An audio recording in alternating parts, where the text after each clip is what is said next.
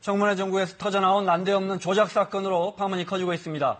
당사자인 국민의당 지도부가 나서서 상상할 수 없는 끔찍한 일이 벌어졌다 이렇게 밝힐 정도인데요. 네, 이 사건을 과연 한 명의 당원이 했을까요?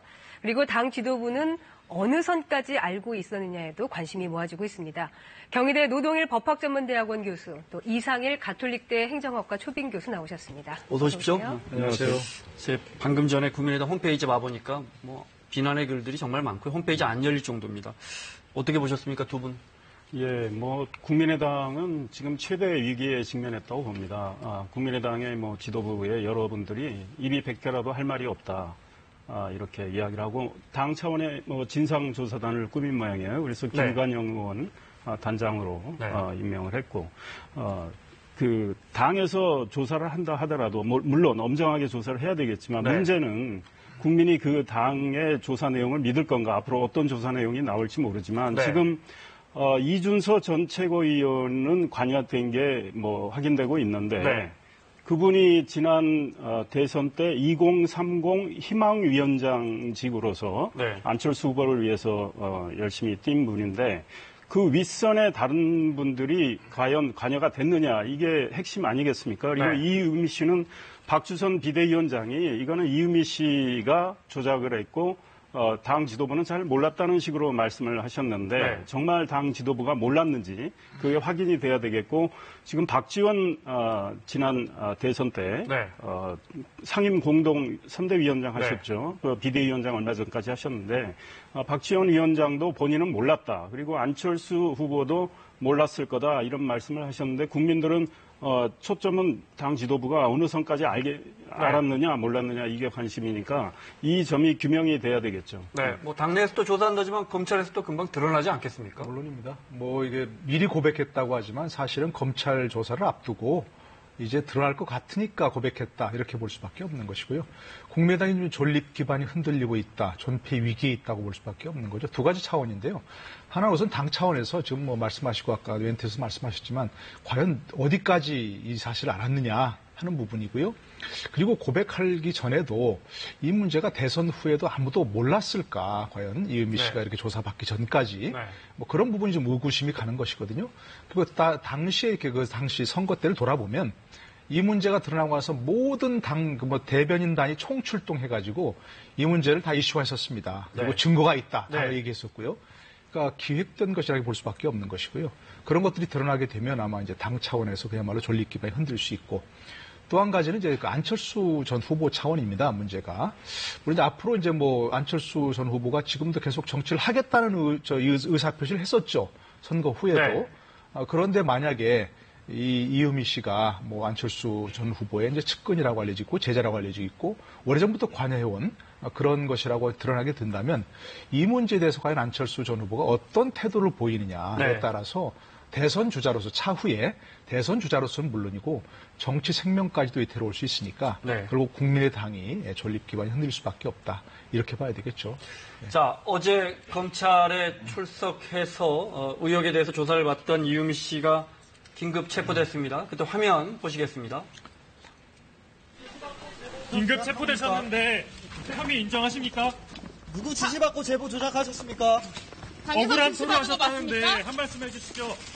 당신이 국정으로 개입한 거 맞습니까? 누구 지시를 하셨습니까? 지시받은 거 맞습니까? 혐의 인정하십니까? 혼자 하신 거예요? 한 말씀 해주시죠. 왜 조작하신 겁니까? 억울하다고 토로하셨는데요. 한 말씀만 부탁드립니다. 당원들한테 문자 보냈던데 어떤 내용입니까? 뭐가 억울하세요? 이준서 전 최고위원이 지시하신 거 맞나요? 뭐가 억울하신 거예요? 억울한 점 한마디만 해주세요. 안철수 전 후보도 조작하셨습니까? 자, 묵묵부답으로 기자들의 질문에 답하지 않았습니다. 네. 이유미 씨, 국민의당에서는 단순한 자원봉사자다 이렇게 얘기를 했지만 지난 4.13 총선 때 전남 여수 갑 지역구에서도 출마를 했었죠. 네, 그렇습니다. 작년 1월에 안철수 전 후보가 인재 영입 1호로 이분을 아닙니다. 이유미 씨는 아니고 이준서 전 최고위원 인재 영입 1호로 영입을 했고요. 벤처 사업을 했다고 하더라고요. 네, 그렇습니다. 이유미 씨는 2012년 그 대선 때도 안철수 후보의 그 캠프에서 봉사활동을 쭉 해왔고 네. 안철수 후보가 옛날에 박경철 씨하고 이 소위 청춘 콘서트 할 때 네. 따라다니면서 서포터 역할을 하면서 그때 그 일을 본 소감을 66일의 기록 이렇게 해서 책도 낸 분이고 네. 안철수 후보의 또 카이스트 기술경영대학원 제자고 그래서 사제지간이죠. 네, 상당히 아주 친밀한 사이라고 볼 수밖에 없고요. 네. 지난 대선 때는 국민 멘토단이라고 국민의당이 만든 거로 알고 있습니다. 네. 그 국민 멘토단의 워킹맘 이 일하는 엄마. 조직에 네. 들어가서 네. 활동을 했고 안철수 전 후보에게 어깨띠도 만들어서 선물해 준 거로 알려지고 있거든요. 네. 그러니까 굉장히 가까운 분인데 가깝다고 해서 안철수 후보하고 이걸 상의하거나 했다는 증거는 아직은 안 나와 네. 있기 때문에 확인이 돼야 되겠지만 이 이준서 전 최고위원은 안철수 후보가 영입한 인재 영입 1호인데 이분하고는 이유미 씨하고는 이미 서로 네. 이 공모를 했고 조작하기로 했다는 거고 오늘 한 언론 보도에 따르면 선거 전에 이유미 씨가 이거는 좀 주저하는 모습을 보였다는 거 아니에요? 네. 그 음성 파일을 변조하고 하는 거를 그런데 그 이준서 전 최고위원이 그냥 가자 이랬다고 한 오늘 언론 보도가 나왔는데 네. 이준서 전 최고위원은 그때 자기가 그런 말을 한 것 같이 인정을 했어요. 다만 자기가 말한 취지는 어떤 제보자가 주저를 하기 때문에 이유미 씨가 그렇게 말하는 거 아닌가라고 생각을 했다는 거죠. 네. 근데 이유미 씨가 지금 우리가 기자들이 여러 질문을 했는데 침묵을 했지만 문자를 당원들에게 보냈습니다. 본인은 억울하다는 거고 네. 당이 꼬리 자르기를 하는 거 아니냐. 당에서 기획해서 지시했다. 네. 이런 이야기까지 했는데 지금 본인의 입으로는 이야기를 안 했지만 이 문제가 이제 확인이 돼야 되겠는데요. 안철수 전 후보는 박주선 위원장이 어제 사과문을 발표하기 전날 이에 대해서 보고를 좀 받은 모양이에요. 그래서 네. 안철수 전 후보도 굉장히 고민하고 있을 거예요. 지금 입장을 안 내고 넘어가기는 어려울 것 같아요. 네. 그래서 조만간 안철수 전 후보도 어떤 입장을 내지 않을까 이런 생각을 해봅니다. 네. 네. 이유미 씨는 또 특히 박근혜 전 대통령과도 네. 또 인연이 있는 것으로 알려지고 있는데요. 사진 한 사진을 장 좀 볼까요? 보시죠. 지난 2014년 7월에 박근혜 전 대통령이 청년 CEO들과 함께 창고 간담회를 갖는 장면이었는데, 거기에서 벤처 대표 이유미 네. 씨가 박 전 대통령과 함께 손을 잡고 웃는 모습입니다. 이유미 씨가 워낙 이제 세간에 관심이 되다 보니까 이런 사진까지도 이제 관심이 모아지고 있는데요. 네. 그러니까 얘기를 정리해보자면 박주선 비대위원장에 따르면 그 이준서 전 최고위원이 이유미 씨로부터 받은 캡처 화면과 녹음 파일을 제보했다는 거죠? 네, 이미 제보 받았고요, 사실은.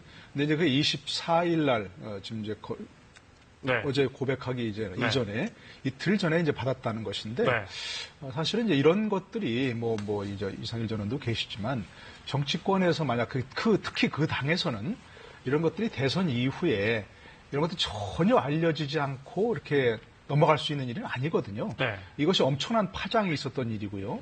그리고 당시에 지금 이미 또 그 민주당에서 고발을 해가지고 지금 검찰 수사가 이어지는 그런 부분들이거든요. 그리고 당시에 계속 공명선거 추진단장에서 부단장 이런 분들이 다 검사 출신들입니다. 다. 네. 그 당시에 깊이 관여했던 분들이. 네. 그리고 또 계속 어떤 부대변인급에서 이런 문제를 TV 출연해서 여러 사람이 여러 차례 얘기를 했던 그런 것들이고요. 그분들이 계속해서 증거가 더 확실하게 있다. 보강 증거가. 그런 얘기를 했던 부분들입니다. 이용주 의원 같은 경우. 예, 그럼요. 그리고 또 김인원 씨라든지 부단장 했던 그런 분들도 검사 출신들이고 이런 문제에 대해서 의구심을 갖고 들여다보지 않을 리가 없습니다. 이 부분들은. 물론 그것들이 이제 아직 검찰 수사에서 밝혀야 할 부분들이지만 합리적인 의심을 해볼 수밖에 없는 것들이거든요. 그래서 박주선 비대위원장이 이 캡처 화면과 녹음 파일을 바로 이틀 전에 제보받았다. 네. 이렇게 얘기한 것도 사실은 검찰 수사에서 확인돼야 할 그런 부분이라고 할 수 있는 거죠. 네. 예. 특히 익명 제보자 음성 그거는 누군가요? 누구의 모습인가요? 그러니까 지금 알려지기로는 이유미 씨의 친척이라고 알려지고 네. 있죠. 친척 동생이라고 지금 얘기되는 부분들이 있던데요. 그래서 본인이니까 얘기해서 녹음을 하고 그걸 음성 변조까지 본인이 스스로 했다는 거죠. 그러니까 이것은 어떤 얘기에서는 범죄에 가까운 일이라고 했던데 그냥 그 자체가 범죄입니다. 그거는. 네. 예, 공직선거법에 보면 허위사실 유포죄가 좀 굉장히 큰 부분이 있고요. 그걸 스스로 고의적으로 이렇게 조작을 해서 녹음했다고 하는 것은 그 자체로 이제 범죄 행위를 한 거죠. 이준서 최고위원, 이유미당원 앞서 잠깐 언급하셨지만 공교롭게 그러니까 안철수 의원, 안철수 후보와 매우 가까운 측근들이란 말이죠. 네. 그러니까 이준서 전 최고위원은 지난해 국민의당이 탄생을 하면서 총선을 앞두고 많은 인재들을 영입을 했는데 그때 인재 영입 1호로 들어왔고 이분이 바로 청년 최고위원으로 임명이 됩니다. 그러니까 이분이 하던 디자인 관련 이 벤처 사업이 뭐 상당히 뭐랄까 혁신적인 모양이에요. 그래서 화면에 이제 이준서 전 최고위원 나오는데 안철수 전 후보가 영입을 했고 그다음 작년 7월에 이제 비대위 체제로 가동이 됩니다. 선거 끝나고 나서 그래서 그때 박지원 비대위원장이 또 이분을 비대위원으로 임명을 했어요. 그러니까 어찌 보면 국민의당에서는 청년이지만 상당히 요직을 거친 분이에요. 그러니까 지난 선거 때도 당의 2030 희망위원장을 하셨고 그러니까 이분이 그 위원장을 했다면 통상 선대위 회의에 들어갔을 가능성도 저는 있다고 보는데 물론 선거 때 위원장직이 너무 많기 때문에 핵심에 들어갔는지는 모르겠습니다만 이분이 관여를 했고 그다음에 이미 말씀하신 대로 이용주 의원이요. 이 공명선거 추진단장이신데 이분이 선거 하루 전날 5월 8일도 이 파일과 관련해서 한 사람의 제보를 받아서 한 게 아니고 우리는 복수의 제보자가 있어서 확인을 했다. 이거는 사실이다라는 말씀을 하셨단 말이에요. 그런데 본인이 확신을 갖고 그런 말씀을 하셨다고 봐요. 그런데 그때 본인이 라디오 인터뷰에서 그렇습니다. 실명이 나와도 되겠습니까라고 물어보니까 된다고 했단 말이죠. 그래서 그 당시에 본인이 이게 조작된 걸 모르고 말씀하셨는지 모르지만 이 부분도 규명이 돼야 되겠죠. 알겠습니다. 자, 지난 5월 9일 날 대선 치렀으니까요. 그 대선 전에 기억하시겠지만 문 대통령의 아들 문준용 씨의 취업 의혹이 매우 민감했던 시기입니다. 의혹이 계속 커지고 있었고 당시의 상황 영상으로 정리했습니다. 국민의당이 문제의 음성 파일을 공개한 게 5월 5일 대선 나흘 전입니다. 지지율이 반등하지 못하자 안철수 후보가 뚜벅이 유세 승부수를 띄운 그때입니다. 고용정보원 특혜 취업 의혹이 제기된 준용 씨에 대한 육성 증언이 나왔다. 이렇게 음성 파일을 공개했습니다. 준용 씨의 파슨스 디자인 스쿨 동료가 친구가 준용 씨로부터 이런 이야기를 들었다는 건데요.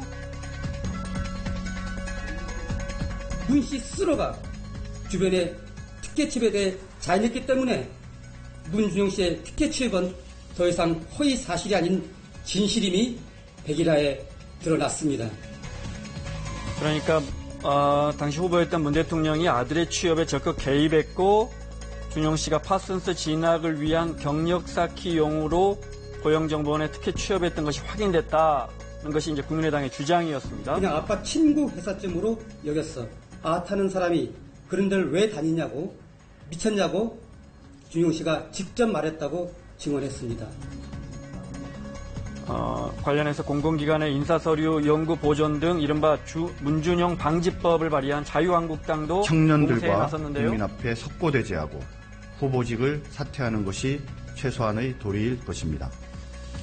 이 사건은 결국 국민의당과 민주당의 맞 고소고발로 이어졌고 그 고소고발 사건을 수사하던 검찰의 수사 첫날 이 같은 일이 드러나게 된 겁니다.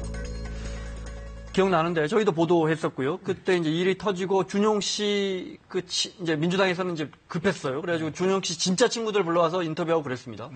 그때 이제 그 본인들은 이제 실명을 공개했죠.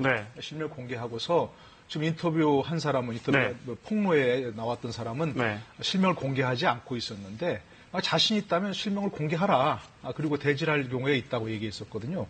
그리고 이제 그 파슨스 스쿨이라고 이제 그때 그 친구라고 얘기하니까 준용이는 그런 식으로 말하는 친구가 아니다. 아니다고 이제 그 얘기했었습니다. 그러니까 이제 그 국민의당에서는 우리가 언제 파슨스 스쿨 동기라고 했느냐. 동기가 아니고 동문이다 이렇게 조금 말을 바꿨습니다. 그 당시에. 그러니까 그런 걸 보면 아주 치밀하게 된 것은 아닌 것 같고요.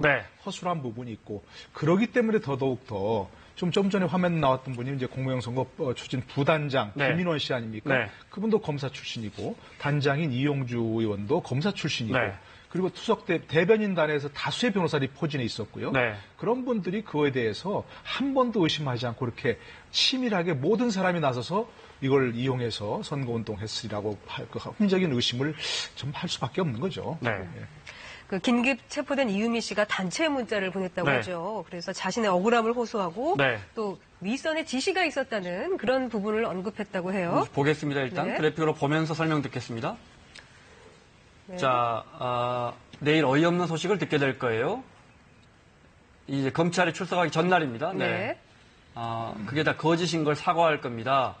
제가 어쩌다가 거기 연루돼 있어요. 자신이 저질렀는데 마치 자신은 제3자인 것처럼 연루된 것처럼 표현하고 있습니다. 근데 여기 중요한 부분이 나오죠. 당에서 시켰다는 겁니다.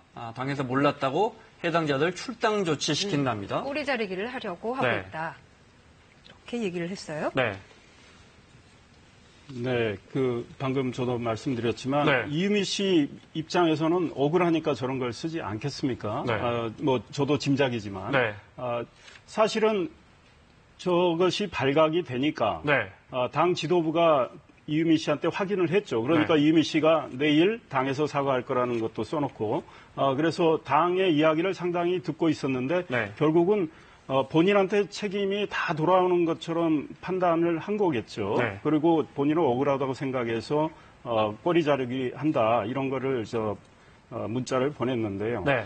어찌됐든 이준서 전 최고위원이 선대위의 위원장이었으니까 그분 선에서 이게 정말로 네. 기획이 되고 네. 이렇게 조작이 됐는지 아니면 그 윗선까지 갔는지는 이 검찰에서 철저히 확인을 해야 되겠죠. 네. 지금 국민의당에서 조사를 한대지만 네.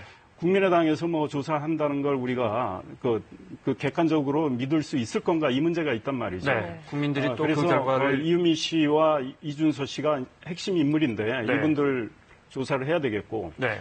또 김인원 공명선거 추진 부단장, 그다음에 이용주 공명선거 추진 단장, 이분들도 저걸 가지고 조작된 파일 가지고 민주당에 대한 공세를 굉장히 강하게 가했기 때문에 네. 이분들도 조사가 돼야 되는데 이분들은 계속 그 조작된 파일이 선거 전에 이거는 사실이다라고 이야기를 하셨어요. 그러니까 모르고 그렇게 하셨는지 알고도 네. 하셨는지 이거는 확인이 돼야 되는데 2002년 대선 때 김대엽 씨 병풍 조작 사건이 있지 않습니까? 네. 그러니까 선거에 이기기 위해서 없던 것도 막 만들어서 네. 일단은 공세를 취하고 그리고 인해서 상대방이 타격을 입으면 반사이득을 얻어서 지금 표를 얻게 되는 이런 정치 풍토는 이번 일을 계기로 네. 정말 사라지게끔 해야 되겠다 이 생각입니다. 김대엽 사건은 이제 이해창 후보 아들에 대한 전부 거짓으로 드러났죠. 네.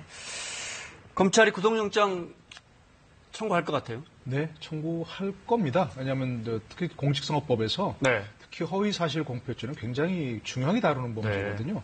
그걸 보니까 공직선거법에 허위사실 공표죄가 있는데요. 저도 오늘 좀 찾아보다 보니까 조금 이거 알게 됐는데 당선되거나 당선되게 할 목적으로 허위사실 공표하면 5년 이하의 징역입니다. 3천만 원 이하의 벌금이고요. 엄중하군요, 그런데 처벌이. 네. 당선되지 못하게 할 목적으로 허위사실 공표하면 7년 이하의 징역입니다. 네. 그러니까 이건 당선되지 못하게 할 목적으로 이제 허위사실 공표한 거에 해당할 수 있거든요. 네. 그러니까 굉장히 중한 범죄에 해당하고요. 또 수사할 게 많고 또 특히 이제 만약에 구속하지 않으면 증거를 인멸할 가능성이 높은 그런 범죄이기 때문에 당연히 100% 구속영장 청구하고 네. 아마도 발부될 가능성이 높다고 생각합니다.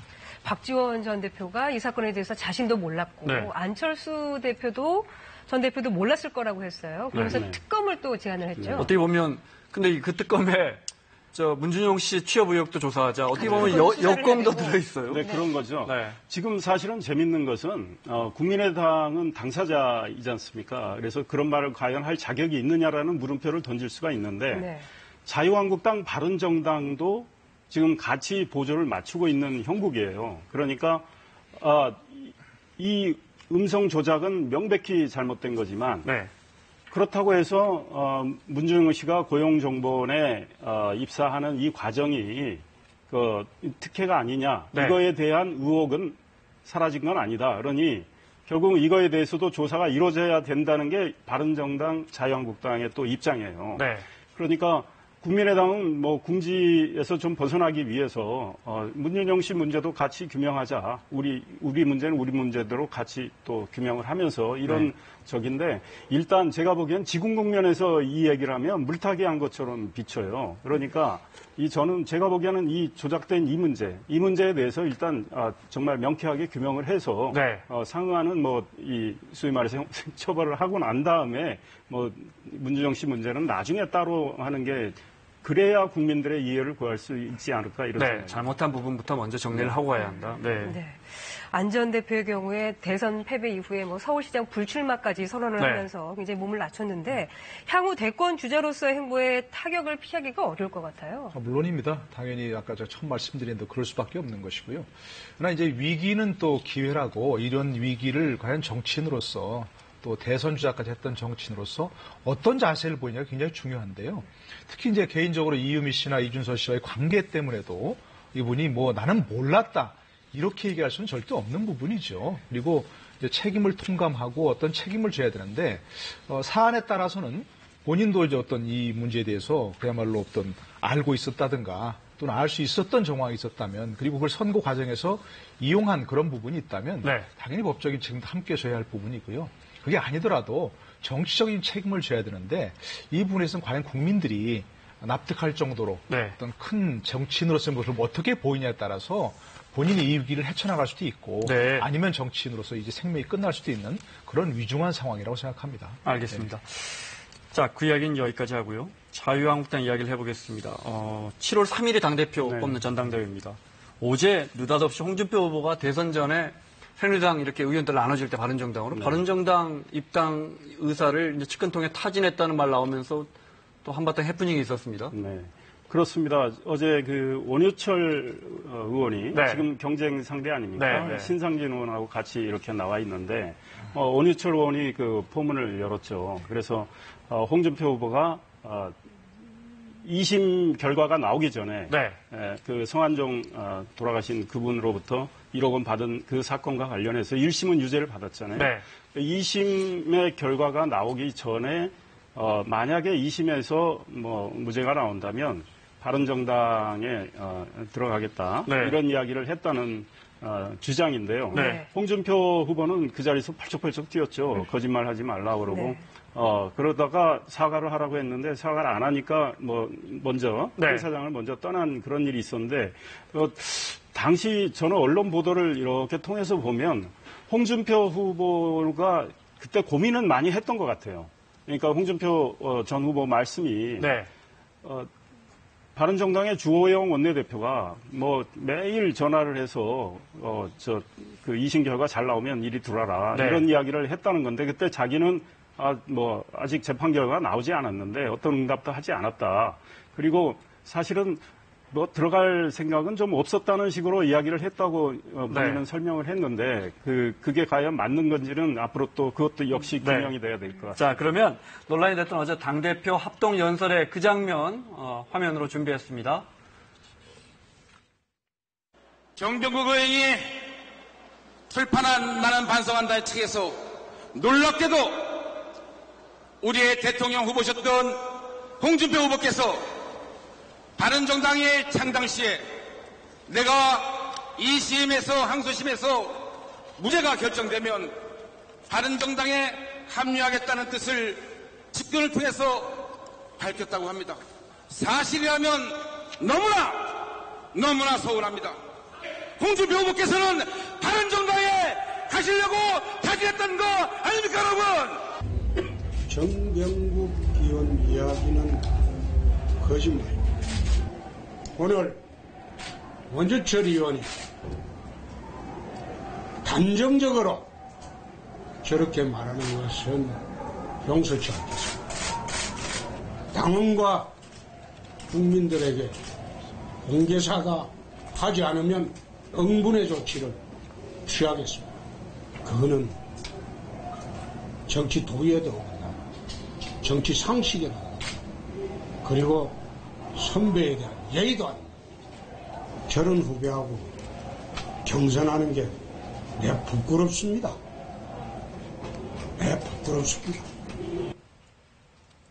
양쪽이 네. 말이 너무 다른데 과연 어느 쪽이 진실일지요? 모르죠. 뭐 그거야. 윤한홍 의원이 김병국 의원한테 정병국 의원 측근에게 이야기했다는 거예요. 그러니까 본인이 네. 본인은 물론 부인하고 홍준표 전 후보 본인이 내가 가겠다든가 뭐 가면 어떻게 했냐든가 그걸 알아보지 않은 건 분명한 것 같습니다. 정병국 전 대표도 사실은 이 측근을 통해서 밝혔다 이런 얘기니까 뭐 그분이 이제 그 의원 그분한테 이제 물어보는 게 제일 정확할 것 같아요. 윤한홍 의원은 물론 부인했습니다. 물론 정병국 의원 뭐 이런 식으로 정치하느냐라고 강하게 부인했습니다. 부인했는데 그 당시 상황을 조금 이렇게 되돌아보면은요. 당시에 이제 홍준표 전 후보를 비롯해서 모든 자유한국당 의원들이 사실은 어떤 행보를 보이는 게 어디로 가는 게 더 유리할지 좀 저울질하던 시기인 건 맞습니다. 네. 워낙 탄핵 풍이 거셌기 때문에 당시 바른정당으로 가는 게 유리할까 아니면 뭐 남는 게 유리할까 아니면 이상일 전 의원처럼 그냥 무소속으로 가는 게 유리할까 타진해보던 시기입니다. 가늠해보던 시기요. 그렇기 때문에 홍준표 전 의원의 어떤 전 후보의 행보에도 정병국 전 의원이 만약 정병국 의원이 이렇게 쓸 수 있는 어떤 그 뭔가 단초가 있었을 것 같긴 해요. 그걸 본인이 워낙 뭐 강하게 부인하기 때문에 그런 것은 어떻게 지금 뭐 리트머스 시험지 대고서 누가 거짓말하는지 알아볼 수 있는 상황은 아니니까요. 그 재밌는 건요. 어제 바른정당 대표로 선출된 이해운 대표가 이런 이야기를 했어요. 그 홍준표 후보와 정병국 의원 정말 한 집안에서 한 직장에서 수십 년 같이 일해서 어떤 분인지 너무 잘 안다. 그분의 인품이나 행동을 그동안 이렇게 쭉 봐서 너무 잘 알고 그런 맥락에서 본다면 정병국 의원은 거짓말할 분이 절대 아니다. 이렇게 말을 했어요. 그런데 홍준표 같은 당에 물론 같은 당에 있으니까 홍준표 후보에 대해서는 전혀 언급을 안 했어요. 그래서 그 말 그대로 한다면 이해운 대표는 정병국 말이 맞다고 은근히 이야기를 해준 건데요. 지금 홍준표 후보 재밌는 말씀이 원유철 의원에 대해서 후배가 말이지 이렇게 얼토당토하는 이야기를 감정적으로 말을 한다. 이거는 예의가 아니다. 가만히 있지 않겠다. 내가 부끄럽다. 이런 이야기까지 했는데 홍준표 후보야말로 말 안 되는 걸 단정적으로 말씀을 많이 하셨어요. 예컨대 신문 갖다 바치고 방송 갖다 바치고 조카 구속시키고 그래서 얻은 자리가 뭐 대통령 특보냐. 이 단정적으로 말씀하셔서 지금 그 소위 명예훼손 소송 쪽에서 그렇죠. 그랬죠. 그다음에 저 TV 토론 때 대선 때 노무현 전 대통령 이야기하면서 뭐 노무현 전 대통령이 돈 받은 사실은 확인은 안 됐어요. 근데 노무현 전 대통령이 돈 받은 것처럼 이야기를 했잖아요. 그래서 그것도 또 소송에 걸려있죠. 그때 문재인 후보가 책임질 거냐 이런 말씀하셨는데 홍준표 후보 그렇게 말씀하시는 건 그것도 예의에 어긋나는 거 아닌가 싶어요. 알겠습니다. 자, 말씀하신 것처럼 어제 바른정당의 당대표 선출이 있었습니다. 이해운, 삼선의 이해운 의원이 당대표 됐는데요. 잠깐 이해운 대표의, 신임 대표의 이야기 들어보겠습니다. 새 정부의 실수에 대해서 국민들의 유례없는 관대함 잘 알고 있습니다. 협력할 일은 대한민국을 위해서 과감히 협력하고 반대할 때는 반대와 함께 대안도 제시하는 생산적인 정치하겠습니다.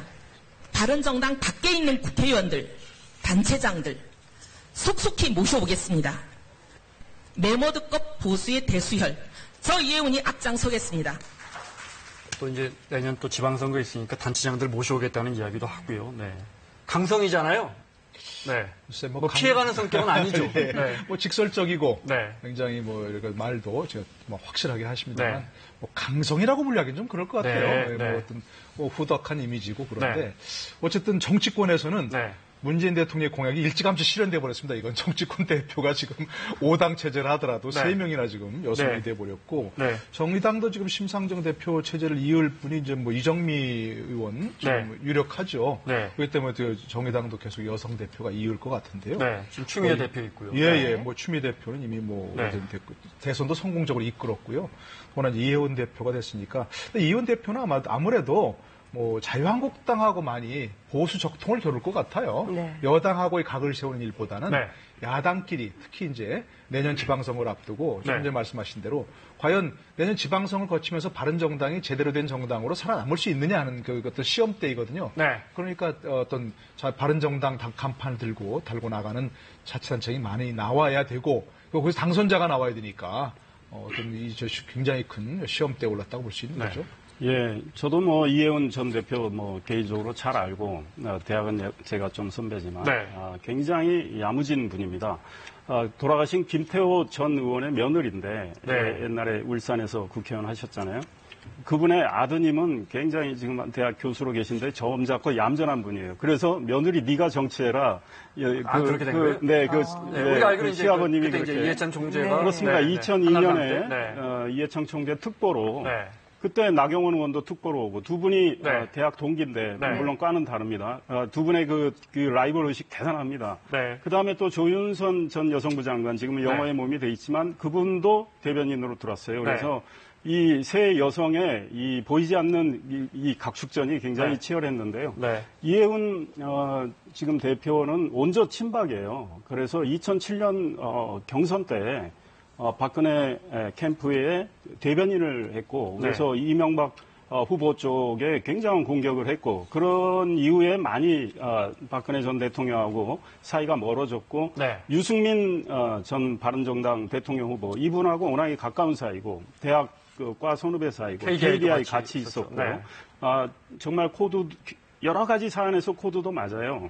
그래서 이혜훈 대표가 앞으로 하는 행보는 유승민 전 후보가 어떤 이야기를 안 해도 알아서 착착 유승민 전 후보의 생각을 많이 반영할 수 있겠다 이런 생각인데 네. 재밌어 보이는 건요. 만약에 7월 3일 자유한국당 전당대회에서 홍준표 후보가 이런 논란을 극복하고 대표가 된다고 가정할 때 네. 홍준표 후보의 행보는 우리가 예상할 수 있습니다. 굉장히 거칠게 정부 여당 공격할 거고 다른 정당도 공격을 할 텐데 이혜훈 대표가 만만치 않게 아마 그 홍준표 후보가 만약에 공격한다면 반격을 할 거예요. 그래서 이 두 분의 뭐랄까 양 대표의 뭐 공방전도 굉장히 치열해질 거로 예상이 됩니다. 물론 뭐 7월 3일 전당대회를 지켜봐야겠지만요. 네. 여의도에는 지금 보셨듯이 네. 그야말로 여성 대표 전성시대인데 네. 예전에는 여성 정치인이 등장했을 때 참 일화들이 많았다고 합니다. 네. 여성 정치 그 선구자인 박순천 씨입니다. 여성 당수 1호인데요. 1963년 민주당 총재로 선출이 되니까 국회에서 남성 의원들이 암탉이 울면 집안이 망한다 이렇게 공격을 했다고 해요. 그러니까 또 박순천 씨가 나란 일이 급한데 암탉 수탉 가리지 말고 써야지 언제 저런 병아리 길러서 쓰겠느냐 이렇게 응수했다고 한 일화가 유명하다고 하죠. 이제 말씀하신 것처럼 3당 여성 대표가 나와서 뭐 어떻게 협치 이런 데 더 도움이 될 거라고 보십니까? 일반적으로 속설은요. 여성의 적은 여성이다 고 그렇게 얘기하기 때문에 좀 전에 이 의원님 얘기하셨지만 여성끼리 괜히 라이벌 의식이 강하거든요. 또 3명의 트로이카 의원들 말씀하셨는데. 그러니까 그런 점에서 좀 협치가 안 될 수도 있는데요. 여성의 어떤 리더십의 특성이 좀 뭐 부드럽고 다른 사람의 말에 귀를 잘 기울이고 다른 사람의 공감해주는 그런 거 아니겠습니까? 뭐 그런 특성을 잘 살린다면 뭐 다른 당끼리이기 때문에 굳이 라이벌 의식을 느낄 필요가 없고 협치도 잘 될 수 있겠죠. 아까 암탉 얘기하셨는데 어떤 분이든가요? 김옥선 씨든가 암탉이 울면 나라가 망한다 얘기하니까 남자들이 암탉이 울면 알을 낳는다 이런 얘기 해가지고 오히려 정답이네요. 이게 저 집안의 보탬이 된다 이렇게 얘기했다는 말도 있으니까. 알겠습니다. 마무리를 해야겠습니다. 이 의원님 임시국회 정상화한다는 소식을 저희가 방금 전에 들었습니다. 그럼 제일 먼저 뭐 처리해야 합니까? 결국은 지금 인사청문회는 쭉 진행이 되니까 지켜봐야 되는데 아무래도 청와대 입장에서는 지금 추경안이죠. 그다음에 정부조직법 개정안. 그런데 오늘 합의된 내용 중에 추경에 대해서는 야 3당이 이게 국가재정법의 요건에 안 맞는다고 아직도 주장하고 있고 특히 자유한국당은 심의조차 지금 안 하겠다는 입장에서 바뀌질 않았어요. 그래서 추경에 대해서는 뭐 합의문에 빼고 지금 정부조직법 개정안은 빨리 처리를 해줘야 되는 거죠. 아무리 지금 정부가 뭐 인사의 문제를 많이 노정을 해도 정부 조직은 바꿔야 그에 맞는 소위 인선이 이루어진 다음에 새 정부가 출범을 하는 거니까. 그래서 정부조직법 개정안은 제가 보기엔 7월 국회에서 빨리 처리될 것 같고요. 추경은 7월 18일까지 임시국회인데 막바지까지 가봐야 할 것 같습니다. 알겠습니다. 여기까지 듣겠습니다. 자, 경희대 노동일 교수 그리고 이상일 전 의원과 함께했습니다. 두 분 고맙습니다. 감사합니다.